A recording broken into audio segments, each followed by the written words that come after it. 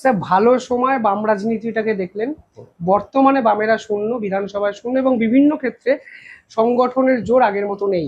এই দুটো সময়ের ডিফারেন্সটা আপনি কিভাবে দেখেন? এখন আরো বেশি জোর পাচ্ছি, কারণ মতাদর্শের জন্য কোনো ভালো সময় আর খারাপ সময় লাগে না। মতাদর্শ যেটা আছে সেটা নিয়েই আমরা আছি, এবং যত মানে এই পরিস্থিতি থাকবে, নেগেটিভ পরিস্থিতি থাকবে, তখন আমাদের আরও ইন্সপিরেশনটা বেড়ে যায়, আরও একটুখানি ডেডিকেশনটা বাড়ে। সুতরাং মানে আমাদের ফেভারেবল কন্ডিশন সিচুয়েশন আর এগেনস্ট সিচুয়েশন যেটা হচ্ছে, সেখানে কিন্তু মতাদর্শের কোনো ইস্যু থাকে না।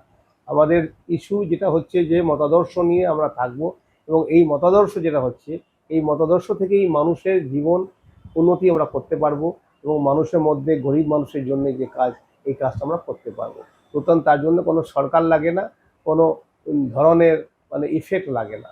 সবসময় মানুষের মধ্যে থাকা, মানুষের জন্যে করা, এবং মানুষের উপকারটাই হচ্ছে আসল উদ্দেশ্য।